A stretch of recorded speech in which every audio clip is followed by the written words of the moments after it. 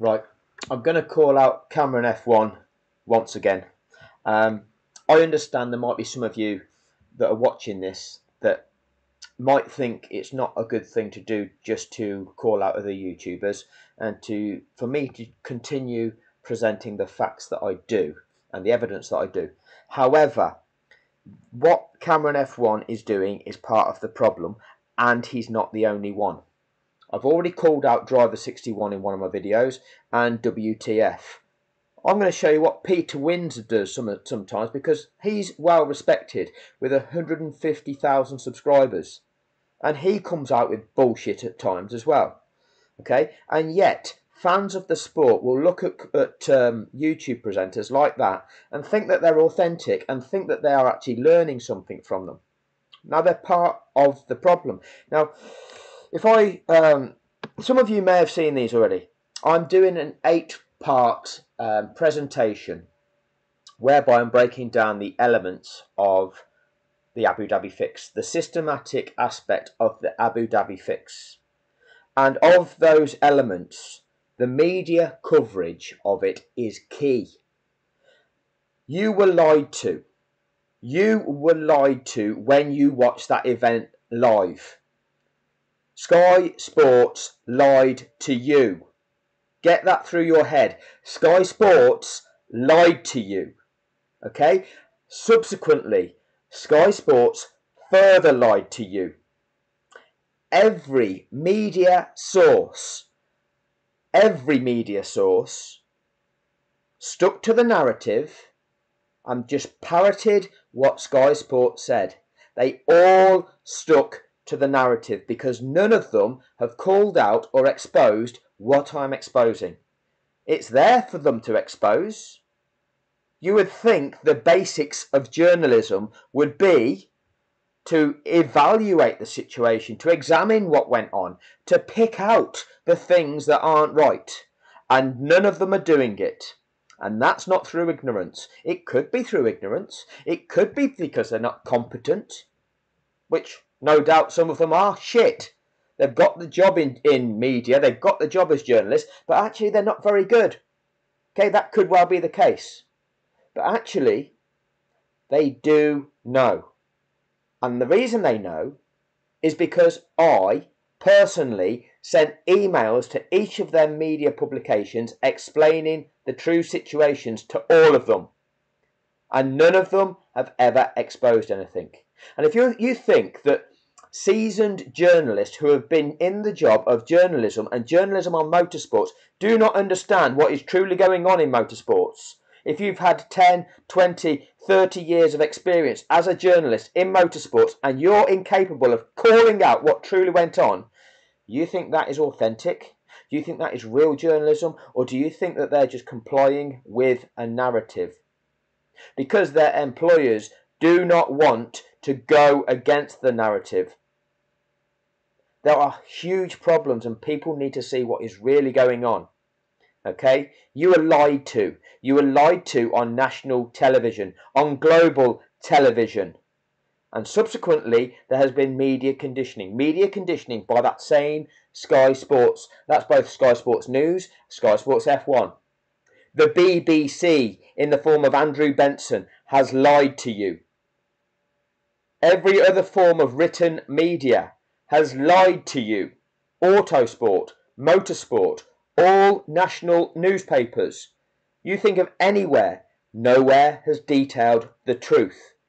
But added to that is social media. And added to that is people like Cameron F1. And Cameron is still small fry. Let's be clear. Driver 61 has got over 1 million subscribers. WTF1, over 1 million subscribers. Peter Windsor, 150,000 subscribers. So Cameron at just 14,000, relatively speaking, is small fry. Okay? But here's the thing about him. Cameron, if you go to his little description here, if you go to his channel, it'll tell you this.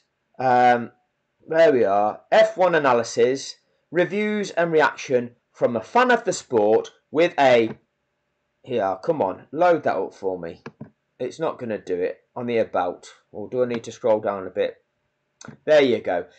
F1 analysis, reviews and reaction from a fan of the sport with a tinge of bias towards Sir Lewis Hamilton.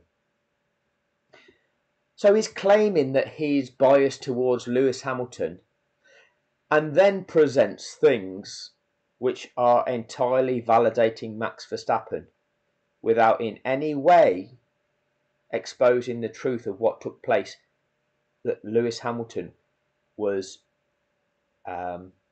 well, basically, you know what happened to Lewis Hamilton. You know what the sport did to Lewis Hamilton. And this man, who's got a tinge of bias towards Lewis Hamilton, is not saying that. That's not authentic. That's not congruent, right? Congruent. You remember that child's toy, which had, looked like a square maybe, and on one side it had a circular disc hole, and one side it had a triangle hole, and one side it had a square hole, and you had to put the right shape through each of the holes. That's congruency. The right shape fits. You don't fit, Cameron. Your actions aren't congruent with the way you seek to present yourself. That's a problem. That is a problem. Now, I did my hour-and-a-half long breakdown of what you said and obliterated every point you made, but I've got some further issues with it that I need to expose to people, because it needs to be exposed to everybody exactly what you are. Exactly what you are. Now, there's your video. It's 12 minutes long, okay? And to be fair, I'll try and recap the key points to it. The key points are, you're saying there's 5 reasons that we shouldn't blame Michael Masi for what took place in Abu Dhabi. And then 5 reasons that you gave were the driver's teammates, Horner's Red Bull, Mercedes made mistakes, the FIA, and Liberty Media. They were your 5 headings, okay? So effectively with the teammates, you were saying that throughout the season, Checo as a teammate was better than Bottas as a teammate. And that should be something that we should take into consideration when we are determining whether we should put the blame on Michael Masi for cheating in Abu Dhabi. It's irrelevant. It's in no way relevant to evaluating whether Masi cheated in Abu Dhabi or not. The facts of the matter are, Lewis Hamilton and Max Verstappen went in to Abu Dhabi level on points. Level on points. So irrespective of what took place during that season, that race determined the championship. So you can't say, oh, had somebody done this earlier in the season, or had somebody done that earlier in the season, then the outcome might have been different. That's irrelevant. If we did a deep dive into it, I would completely disprove all of your points. But the fact is, it's irrelevant. Because the thing that changed the outcome, the thing that is the controversial thing that changed the outcome of the championship, wasn't all them previous events. It wasn't all of those previous events.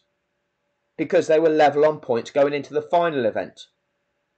And had the rules not been broken in that final event, Lewis Hamilton would have been champion. Them rules were knowingly broken, and the consequence of breaking them would have been known. That is fixing the outcome. The teammates is irrelevant to that. You put point number 4, Horner's Red Bull. Horner's Red Bull being tactically more astute than Mercedes. Okay, they might well have been throughout the season. They might well have exerted their influence over the FIA throughout the season to benefit themselves over and above Mercedes. Is that in any way relevant to the fact that in that final race that decided the outcome of the championship, the referee broke the rules of the sport to favour the one competitor that ended up winning it. He knowingly broke the rules of the sport and set up a scenario that he knew Max Verstappen was in a significantly advantaged position in order to win. So therefore you could pretty much guarantee the outcome of that. Everybody knew that. Before it even happened, everybody knew that. The commentators themselves were even saying so. Lewis Hamilton is going to be a sitting duck on those tyres. We all knew that. But actually, those of us that know about motorsport dismissed that because we actually realised that it probably wasn't going to restart. And as soon as it got to the end of lap 56, we knew it wasn't going to restart because it's not possible within the rules. But then we see the rule break. That's cheating. That's fixing. Horner's Red Bull is not a factor. Number 3 on his list, Mercedes mistakes. Mercedes didn't perform well enough throughout the course of the season because they made errors in judgment calls. They made errors with their tactical calls. They shot themselves in the foot numerous times. However, they went into that race with Lewis Hamilton level on points. Throughout that race, Lewis Hamilton was winning the race. With 5 laps to go, he was 12 seconds ahead. Max Verstappen was not closing that gap. There were lapped cars. Before the Latifi crash, there were 3 lapped cars in between Lewis and Max. So Max would have lost time going through those 3 lapped competitors. And he would have had to close in approximately 2.5 seconds per lap and then still have to overtake Lewis. Max Verstappen was on hard tyres at that time. He only changed onto the soft because of the crash. Max Verstappen is not going to close at 2.5 seconds a lap on hard tyres relative to Lewis Hamilton, unless Lewis's tyres dropped off a cliff. And that didn't look like it was happening, did it? That's speculation. It's irrelevant. It didn't happen. So let's not speculate on coulda, woulda, shouldas because it didn't happen. It's irrelevant. So let's not speculate on what, but this could have happened, but this could have happened. So we can reason this, so we can reason that. So therefore, this argument means this. It means fuck all. It means nothing. Look at what did happen, what actually took place, and fuck the coulda, woulda, shouldas off because they mean nothing. They mean nothing. The fact is, over the course of the season, yes, Mercedes weren't good, but what were the facts? Going into that final event, the drivers were level on points. Lewis Hamilton was winning that race by 12 seconds with 5 laps to go. Max Verstappen was not lapping any faster and did not look in any way as though he was going to bridge that gap or have any chance whatsoever of passing Sir Lewis Hamilton. An accident took place. That's a fact. It happened. A safety car was deployed. That's a fact. It happened. What was also a fact is Michael Massey did not release those cars by the end of lap 56. That's a fact. The fact is, there were marshals still on track at turn 14 as those cars were passing. We will get the trolls in the comment section saying, Massey could have released them earlier. He could have released them on lap 53, 54, 50. They don't know what they're talking about, right? I'm not going to get into an argument with you as to when you think Massey could have released them. The truth of the matter is, you can't. When there's a safety incident, you've got to consider the safety of the marshals. And if they're still on track, you should not be releasing lapped cars. But regardless of any argument surrounding that, the fact is what took place. Those lapped cars were not released on lap 56. So no speculation, they weren't. They were released, or some of them were released on lap 57. He broke the rules by only doing 5 out of 8. But, so that's already a rule break. That's a fact. That's a fact. He broke the rules. But releasing them on lap 57s means that lap 58 is a safety car lap. And you can't go racing again until they cross the start-finish line at the end of lap 58. But the end of lap 58 is the end of the race. Hence, that race had to end under the safety car. That is a fact. Everything else is a coulda, woulda, shoulda. Coulda, woulda, shoulda. Nothing. You have to determine what is factual, what actually happened. What actually happened. Let's not speculate about he should have done this, he should have done that, he could have done this, he couldn't have done that. He didn't. What did he do? Okay, and I can prove what he should have done, or what he shouldn't have done, and I can prove why. And I'll get arguments back from people who don't know, but they'll still seek to argue to somehow try to validate Maxwell. Because that's what they want to happen. They want it so bad that they're going to try so hard to validate it. With every sinew of their being, they desperately want it to happen, whether it's because they love Max or because they hate Lewis. That is them. That's who they are as people. That's who they are. Okay? That's how, that's who they are. I don't care. What I care about is the truth and what actually happened. You can't argue with the truth because it just is. What happened was on lap 53. Lewis Hamilton was on lap 53. So he had left 54, 55, 56, 57, 58. He got 5 laps plus the remainder of lap 53 remaining. Latifi crashed. This happened. The safety car was deployed. All the cars bunched behind the safety car. That safety car laps around the track with this train of cars behind it. The incident gets cleared up, and this race director has to then apply the procedures and determine what then happens. In order to have a race, what, according to the rules, would have had to have happened is all of the lapped runners would have had to have been released and have passed the safety car before the end of lap 56, which would enable lap 57 to be the mandatory safety car lap, and that was the only way that lap 58 could be a late racing lap. That did not happen. So anybody speculating coulda, woulda, shouldas, I don't care what you have to say. It didn't happen. What did happen was, by the end of lap 56, those lap runners were not released. Which means, if they were released at the earliest on lap 57, lap 58 has to be the safety car lap.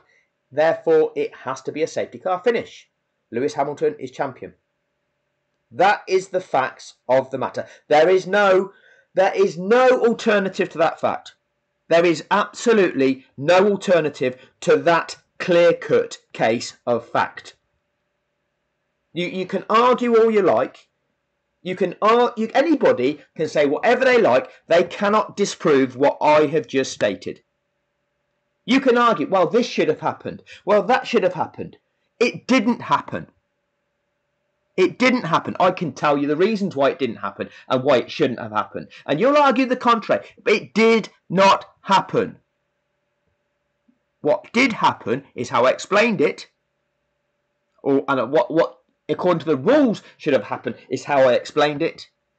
And that is what the fix is. It is as simple as that. Yet who presents it like that? Nobody. Everybody tries to validate it. Everybody tries to come up with reasons. Oh, but it could have been this. Oh, but it could have been that. Oh, but it could have been this. It's none of them things.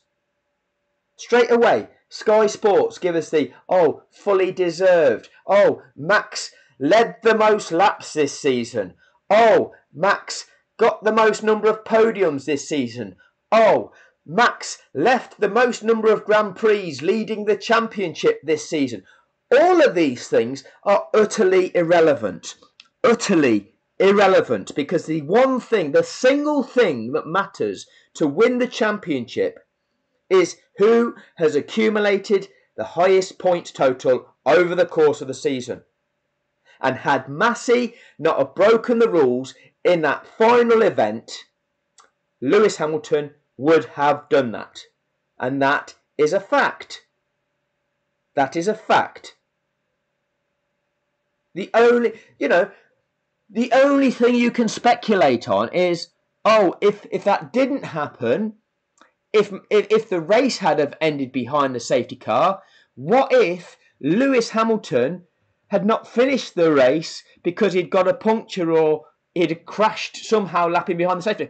It didn't happen. Lewis Hamilton completed all 58 laps without crashing, without sustaining a puncture. So don't, again, make up scenarios which did not take place. There is no other validation. You cannot speculate. Bullshit. It didn't happen. Okay? It didn't happen. But we know what the rules dictate. And we also know that Lewis Hamilton finished all 58 laps. So therefore, the simple thing to do by the FIA is to take them factors into consideration, accept their mistake, accept what had happened, simply explain it to people, get the media to simply explain it to people, and amend the championship result. And they've never done that. And there's a reason they've never done that. And it's called systematic corruption. It's called systematic corruption because there are numerous parties involved that have enabled all of that to happen. And part of that is the FIA, part of that is Liberty Media, part of that is the Formula One teams themselves. A huge proportion of that is the media, and linked with that is social media and people making money themselves off the back of social media, setting themselves up with channels to make themselves some more money as a YouTuber, towing the line, parroting the narrative, pretending to be objective about this, okay? But all they actually seek to do is not offend any section of the fans so that they can get the biggest audience possible, because they don't care about the truth. They just care about being popular. And if they can attract everybody, they get more money. So they don't want to alienate anybody. I don't give a shit if Max fans don't like me. I do not care if you don't like me, because what I say hurts your feelings. It goes against your desires. I don't care. You can't disprove what I say. I'm not speculating here. I'm telling you what actually happened that can be evidenced as I do evidence it. I know what I'm talking about. I can back it up with the rules. I can back it up with the footage of what actually took place. And yet you still try and argue with that. You still try and argue with it. There is nothing to argue about. This happened. And the problem is, no journalist has ever spelled it out. No journalist has ever told the truth about what happened. And these people on social media are completely they're lying too. Let's face it, they're lying. They're validating. They're parroting the narrative that is being fed in from the top. And for doing so, they make money off YouTube. For doing so, the sport of Formula One reaches out to them, offers them incentives, dangles a carrot, okay? Makes them feel good, and they'll say, oh yeah, you're good. We'll give you free, we'll get the McLaren team to reach out to you and invite you to the US Grand Prix, and you can spend the US Grand Prix with the McLaren crew. Yeah, you go, pat you on the back. There you go. That one is the sheep in wolf's clothing. Let's be clear. I had high hopes. I had high hopes. I thought he was going to be the man that would expose the bullshit. Because from the videos I watched, that is what I thought we were finally going to get. Because every YouTuber I saw was just lying. They were lying, and finally I thought I'd seen somebody that was going to call it how it was. And then all of a sudden, we go quiet as a mouse about it. I wonder why. I've had personal conversations with certain people.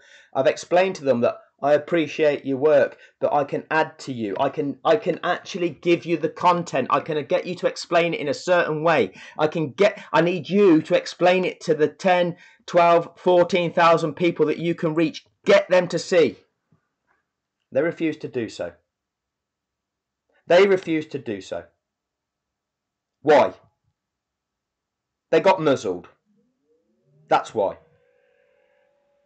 Sheep in wolf's clothing. We have others. We have million subscriber bloody Driver 61 proposing that he's some sort of expert. I can expose the bullshit he comes out with. WTF1, same. Peter Windsor, same. Tentatively saying Lewis Hamilton was robbed, but not exposing the simple facts of the matter, not breaking it down in such a simplistic way that shows people, just look at this. Just look. This is the reason. These are the safety car rules. These are why the safety car rules are what they are. And this is underpinned by the FIA, International Sporting Code. This is what sport is about. Can you not see the purpose? Once you do that, it exposes Abu Dhabi. Nobody does that. Why? Because they're all happy to receive their income that they're getting on their channels. They're all happy for that. They all know that if they parrot the narrative, the sport of Formula One will reach out to them. They'll give them the pit lane passes at the Grand Prix. They will give them the exclusive interview with an employee from this Formula One team or that Formula One team that they can then produce another YouTube video with and get it seen by 50,000 people, which earns them $5,000 or whatever it earns. Okay? They get that incentive from the sport for being in with the sport. And this is exactly what Cameron F1 is doing here. But he's dressing himself up as somebody that is both knowledgeable, reasonable, and kind of presenting all sides of the argument. There are no all sides of the argument. Trying to bring into consideration what had taken place all season and justifying the fix with what had taken place all season is irrelevant. Okay? Imagine the Formula One season is like a league season. Okay? It's not like a knockout competition like the World Cup finals for football. Okay? So in a league season, you play each team twice. You collect your points at each game, and at the end of the season, after 38 games, whichever team has got the most number of points is champion. And that's how Formula One works. Every Grand Prix is the same as that week's match. One week you play one team, the next week you play the next team, the week after you play the next team, so on and so forth. Each Grand Prix is like that. There is no Grand Prix final. It's not a case of everybody's knocked each other out and it's just the last two competitors remaining and it's who wins on them and then it will go to a penalty shootout. That's not what it is. It's a Grand Prix. Anybody could have won Abu Dhabi. It needn't have been Lewis or Max. It could have been anybody. As, who was it? Daniel Ricciardo won in Italy earlier that season. Other drivers won races that season. It wasn't all about Lewis and Max, but that's what they built it up to be. The thing that mattered in terms of the championship was whoever finished higher in the points out of them two drivers would become the world champion. But that's all the crux of the matter. They could have finished 9th and 10th, but whichever one finished 9th would be world champion. That's the way it goes. It's still a Grand Prix that all 20 competitors need to be treated equally and given that same sporting chance in that event. That's how it is. Who has told you that? Who in the media has told you that that's what it is? Okay?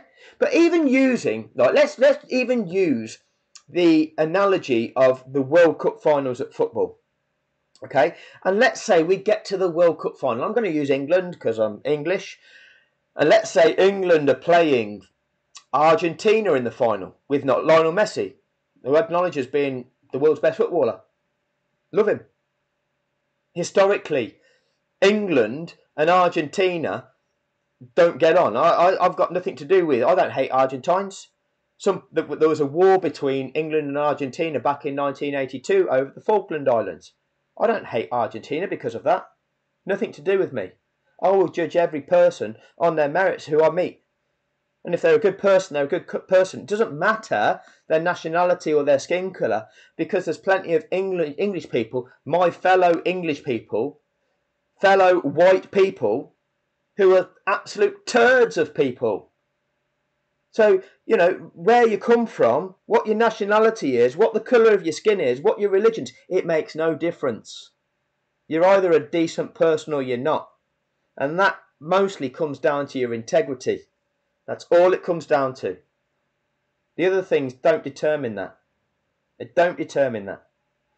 I acknowledge that Lionel Messi is the best footballer that I've seen in my life. I think he's brilliant. I don't have posters of him on my wall, like I don't have posters of Lewis Hamilton on my wall. I don't idolise and fanboy these people, but I do recognise greatness. And Lionel Messi is great. Lewis Hamilton is great. Roger Federer is great. Rafael Nadal is great. Novak Djokovic is great. These are the sports, and I follow more sports, and I could come up with loads more examples. I used to love Michael Johnson because I used to love athletics. Usain Bolt. They are greats. These are just the male athletes. Okay? There's female athletes I truly admire. Incredible. You know, it's if you can't recognise greatness, and it doesn't matter the nationality, it doesn't matter the skin colour, it doesn't matter, you just got to recognise what is truly great, right? But anyway, getting back to the football analogy, England are playing Argentina in the World Cup final, and let's say the advantage is on England. Let's say, and again, I'm going to come up with this ridiculous example, because what happened in Abu Dhabi was ridiculous. The ridiculous example is that an England player was fouled on the halfway line, and the referee gave England a penalty for it. Right? Gave England a penalty for it. That's not within the rules of the sport. That is clearly wrong. But would a justification for it be oh, well, in the group stages, right? In the group stages, Argentina got a penalty that they shouldn't have had. So it's fine that they were cheated out of the final. Is that in any way relevant? There was probably a wrong decision back then, but does that justify the referee being corrupt in that final and gifting the win to one team? In no way does it. Would it be a justification of saying, oh, well, in the quarterfinals, England played a superb game. You know, tactically, they were great. So does that in any way justify them being gifted an illegal penalty in that final because the referee is cheated? No, it doesn't. It's examples like this which is what Cameron has given us. He's saying, oh, that over the course of the season, Max Verstappen's teammate performed better in his role than Lewis's teammate. Well, that's irrelevant. That final event, that final league game, the referee cheated to gift the win to one competitor. What happened earlier in the competition, okay, played no part of that. That's irrelevant. We've arrived at this final game where whoever finished higher was the champion, and the referee has cheated to gift it to one competitor. That is the thing that determined the actual outcome, that final thing. It's as simple as that. You can't rewind and say, oh, well, actually, back here, this happened, so therefore that's okay that he cheated there.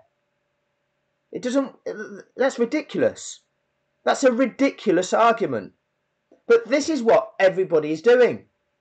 Oh, Max led the most laps over the course of the season, so therefore he fully deserved it. No, there is no fully deserved. There isn't. That's bullshit. That's no.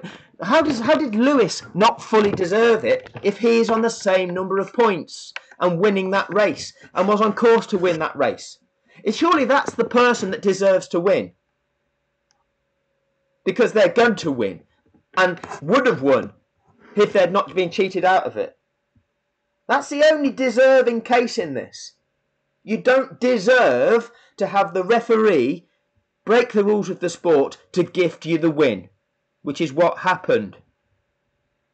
Every other factor that they've introduced is utter bollocks, but it's designed to make people argue. It's designed for this conflict in social media, because whilst people are arguing about the irrelevant things, the focus is taken away from the crux of the matter, the key facts of what actually happened, what was actually wrong with what actually happened, the exact thing that is actually wrong, and who is responsible for that.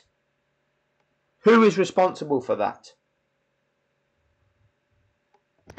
Right, I'm actually going to cut this one off here because I'm mindful I've already been talking for a long time, and I'm also mindful that this is going to turn into an hour and a half video that people won't watch to the end. I've got some really important stuff to present and I need people to see it, so I'm going to cut this one off here, call this one part 1. Please watch part 2 because I'm going to break down why I need to call out Cameron. I've got to show you what is going on here and why it's part of the problem. It is really part of the problem because nobody is hitting the crux of the matter. Nobody is hitting the crux of the matter. Okay? The only YouTubers that I can actually have any faith in at this moment in time, there might be others that I've not encountered yet, so if there is, I will give them a call out, okay? But the only YouTubers that I can see as being authentic and presenting the truth about the matter are Wonderful, right? Now, he's a big dog in this, on the grounds he's got 10.4 thousand subscribers, so he can hit the biggest audience. If you're not already subscribed, subscribe, okay?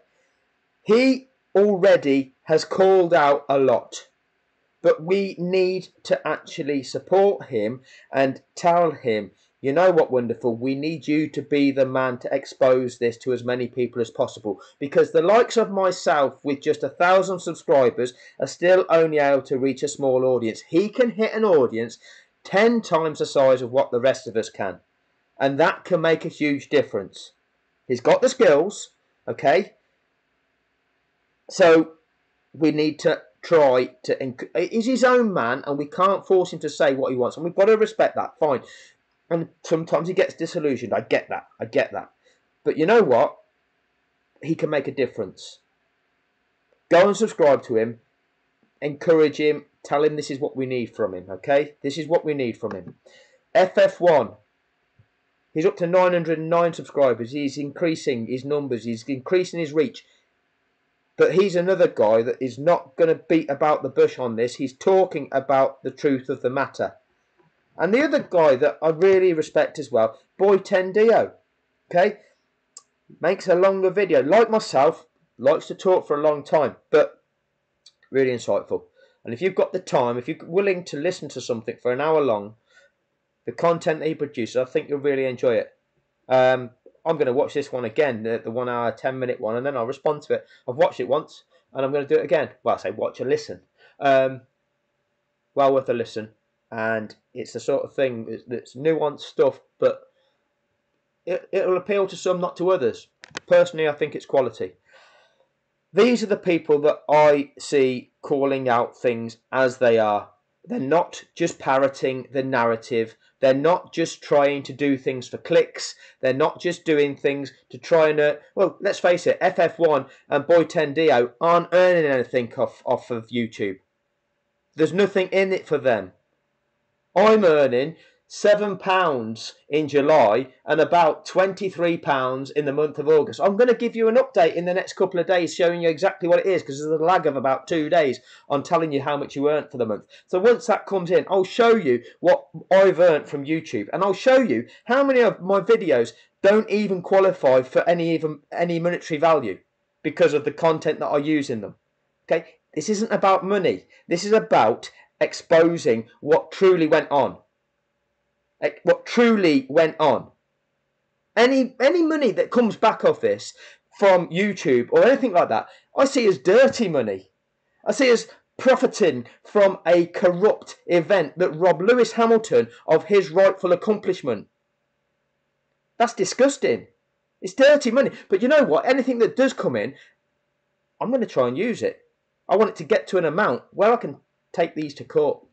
Now, at 20 quid a month, that's going to take a long time. Okay? But you never know. You never know. Never say never, and let's make it happen one way or another. We'll get there.